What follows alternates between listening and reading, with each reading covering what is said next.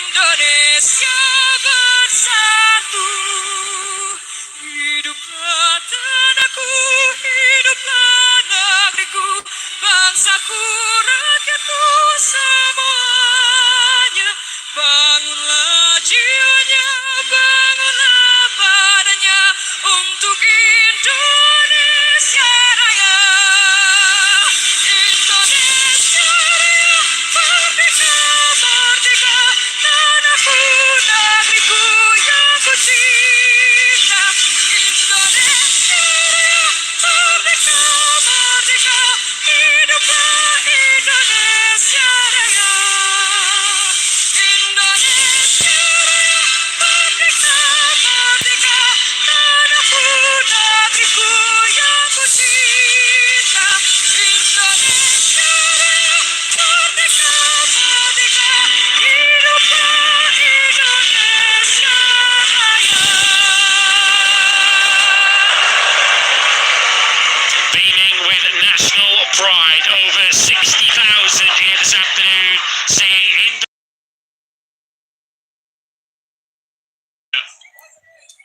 Let's head down to the grid and get some more pre-race thoughts, this time from the Aprilia camp. Paolo Fedor's with Simon. Paolo, it's been a tough weekend here, mandalika so far. What about this longer race? Yeah, yesterday we showed not such a bad pace, particularly with Maverick, but also with Raul after his crash. He demonstrated that the bike is good in this track, despite of a bad qualifying position. So will be for sure not so easy the race, but we trust on our rider in Aleix and Maverick, because with the rear tire medium, we hope that we can manage the race until the last lap. Good luck. Thanks so much. Yeah, while we're on the subject of the factory Aprilia team, a special mention, a special shout out to the veteran, 35-year-old Aleix Espargaro, just about 8 or 9 minutes away from making his 250th appearance in the MotoGP World Championship. What a landmark that is for Aleix. It certainly hasn't been an easy celebratory weekend, though. 3 crashes already so far for Aleix. And it's his worst sprint finish as well yesterday when he took the checkered flag in 16th place. Marc Marquez trying to remain on the throne as the comeback king in this year's MotoGP World Championship. The 3rd time yesterday. This year he's come to podium in a sprint from outside of the top 10 on the grid. He did it in Le Mans and in Catalonia. Already 3 times this season, Marc Marquez has fought his way through the podium from outside the top 10, Le Mans, Catalonia and in the Sanctuary. Let's get the thoughts from the boss. Is there more Mandalika heroics in store from Marc? Michele Massini joined Simon. Michele, what Marc did off the start yesterday was phenomenal. What's the chance of, over this long distance, doing the same sort of result? There is always the same chance to do the same result of yesterday, but the reality that we had at the pace for making a top 5, but for sure the key will be to make a good start, try to recover as much position as possible in the first 5 laps, then we will see. Thank you, Michele. Good luck. Thank you. Yeah, thanks very much to Michele Massini. Marc Marquez still in the championship picture, 53 points he is behind Jorge Martin. Pecco Bagnaia getting himself ready for this battle in Mandalika. Marc Marquez then from 12th place on the grid. Got a storming start off the line, did he, from that 4th row, and then by the time he got the brake on the brakes into turn 2 yesterday, he was already inside the top 5. It was a good battle.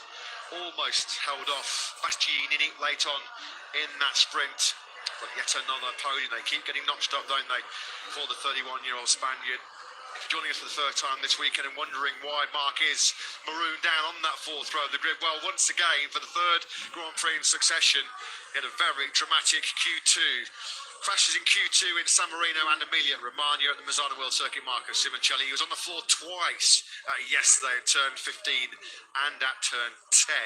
That's the reason why Marquez has plenty of work to do once again here in the Pertamina Grand Prix of Indonesia. Confirmed tyre information is through from Michelin, and as we saw on the grid lineup before this Grand Prix got underway around about 20 minutes ago, the 6 riders you saw have gone for the soft front tyre. In grid order, they are Bezzecchi, Di Gianantonio, Morbidelli, Aleix Espargaro, Alex Marquez and Alex Rins.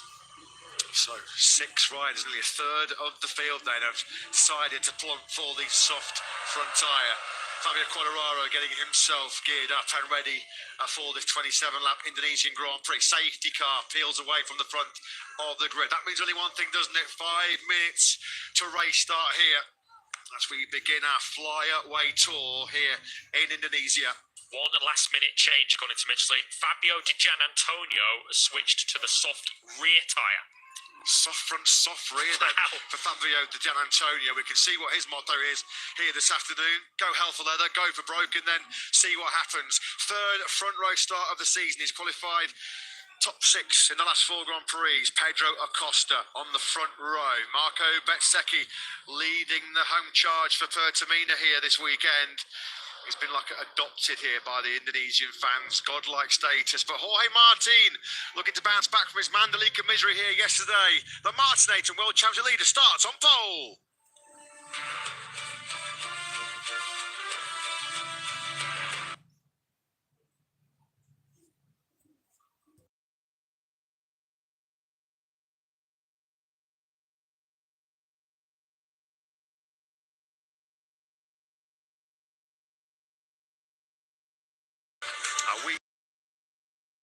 We resume hostilities down under in Australia and then to Thailand and Malaysia.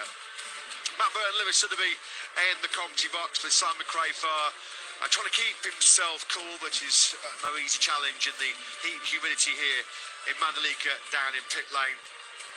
Yet another big twist and turn then. Championship yesterday. As Jorge Martin fluffed his lines, crashing out of turn 16. The door open for Pecco Bagnaia, although he had a big scare, Lewis, with Marco Bezzecchi in the midpoint of that sprint, as we see the Pertamina-backed VR46 racing team sporting their beautiful, gorgeous home race one-off livery.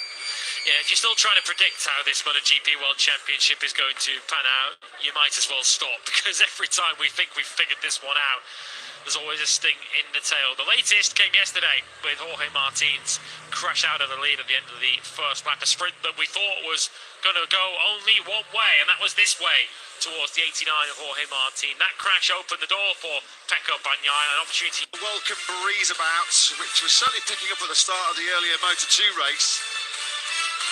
But now it is full focus and all the attention moves on to chapter 15 in this 20-round MotoGP World. Back in wonderful Indonesia. As we mentioned, we had to wait 25 long